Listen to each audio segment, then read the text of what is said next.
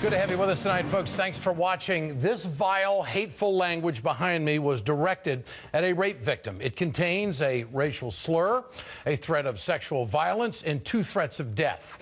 It was not an isolated incident or message. Zerlina Maxwell received this hate for going on television and saying this.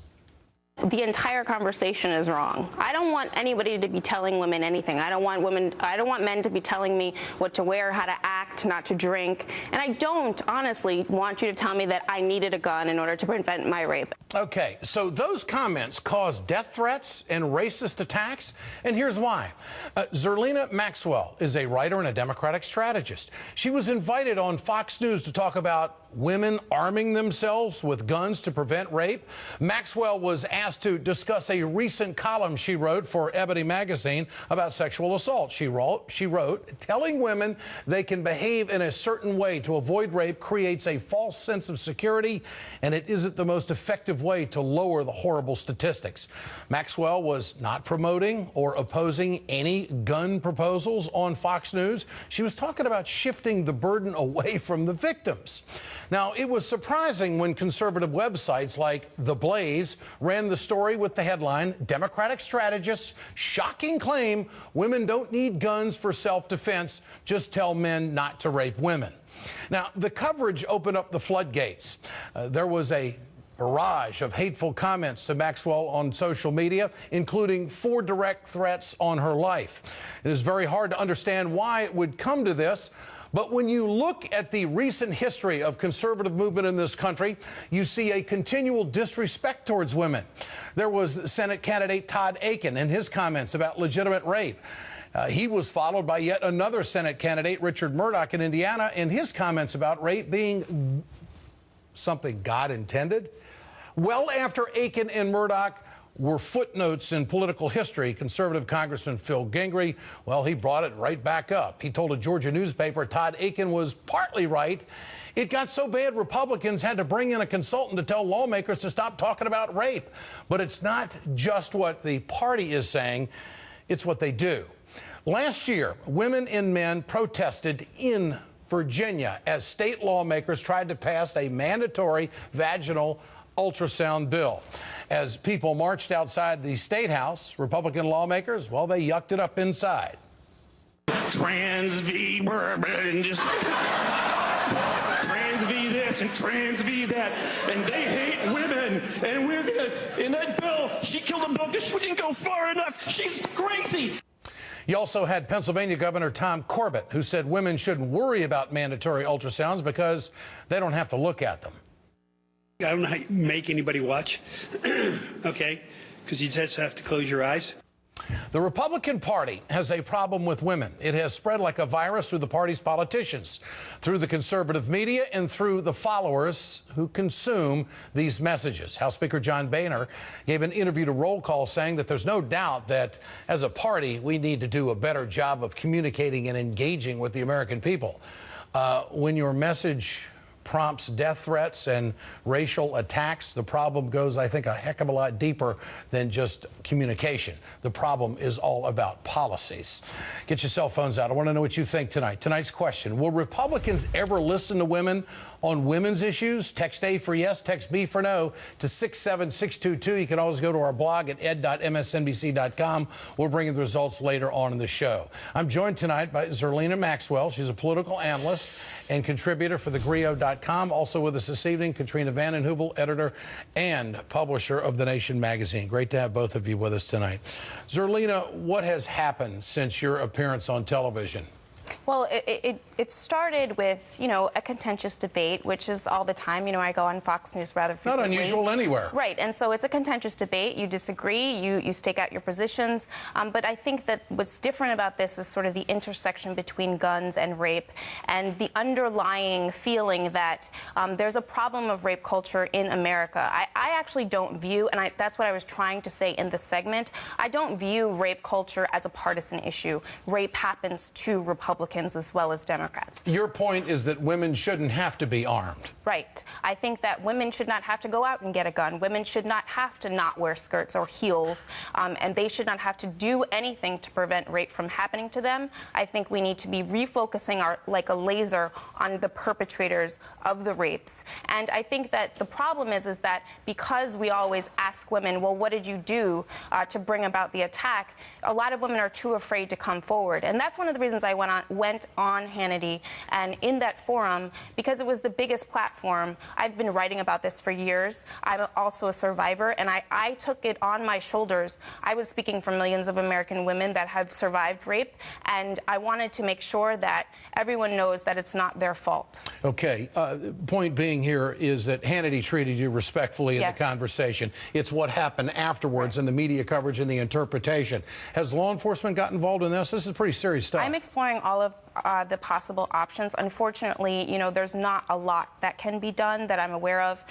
But, you know, I'm a law student, and so I know a lot of lawyers. Well, statistics from the CDC show that 1 in 5 women in America are sexually assaulted. 30% of them are assaulted by an intimate partner. Isn't this, we're at a point of trying to make change. You were just trying to change the conversation, that it's about behavior and it's not about firearms. Yes. They're trying to make the case, and the people who were attacking you is that, you know, you're trying to suppress some kind of gun ownership out there. Right, and that's not really the issue. I was trying to move away from that conversation. I think that we get stuck too often in asking what women should or could have done to prevent rape, and instead we need to educate and train men to not rape in the first place. Katrina, this overreaction to what a woman says about gun violence in America and protection after speaking her you know, mind, I mean, it's just amazing. I want to play a comment from Republican strategist Steve Schmidt and get your response to this. I think in any organization where women are not at the table, where it is skewed male, in today's day and age, that's an organization that's deficient. That's an organization that's going to have problems. It's one of the problems we have structurally in the Republican Party. We don't have enough women at the table. But any company, any organization in today's day and age that doesn't give equal opportunity to women, that doesn't advance women to the table, is going to be an organization that has difficulty competing. Which would bring some conservatives to the conclusion that there is a creation of a subculture here that women don't matter. But good for Steve Schmidt for speaking out, because I think the Republican Party believes that it can just kind of do some rebranding. It is very male, pale, and stale. I've said that before, but it is this Republican Party, and it's shown very real contempt for women and control over their bodies, control over their lives. And what's lost in this discussion, Ed, is the fact that 70% of women are in the workforce, 60% of women in the workforce have kids under 3, and the Republican Party is opposed to virtually every policy that would lead those women to lead productive, healthy lives, whether it's paid sick leave, or minimum wage, or protection against discrimination of equal pay, or they were opposed to something that has been bipartisan in this country for many years, the Violence Against Women Act, leading Republicans.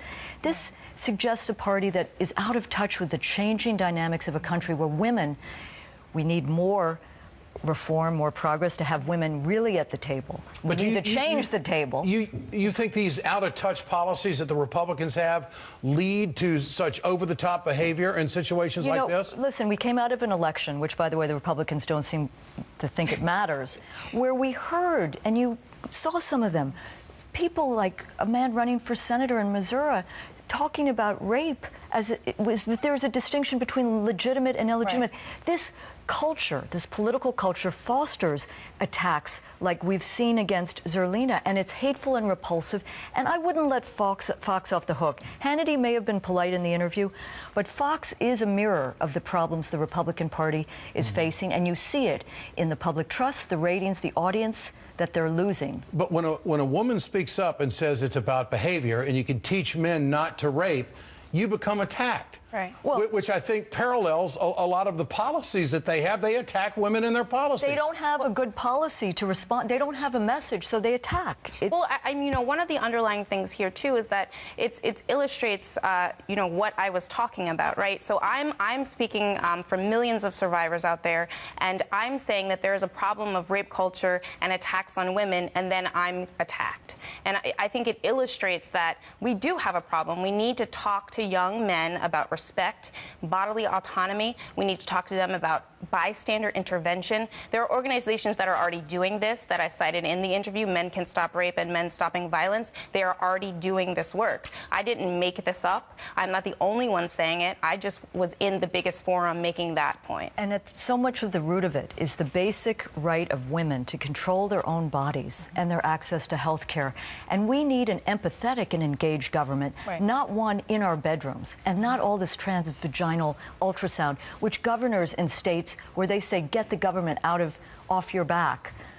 Right. They want it on your back in these areas. So it's a really difficult picture, Ed, and I think the Republican Party has a lot of rethinking to do. And again, kudos to Steve Schmidt and a very few of them in the party who understand it's not just reboot, rebrand, and it's a fundamental problem of having too many men running the show. They need to bring in some... Has it made you take a step back and not be as aggressive verbally? I mean, are you rethinking? Is that a hard position to take? Well, now? I'm certainly taking steps to protect my emotional health, but I will not be quiet because I refuse to be bullied into silence. The whole entire point of why I went on Fox to talk about this issue that I am so passionate about is because so many women are afraid to talk about it. And that's because they are blamed and shamed into silence, and I refuse to be silent. It's very important. This is a week where Sheryl Sandberg, now COO of Facebook, is writing a book about Lean In.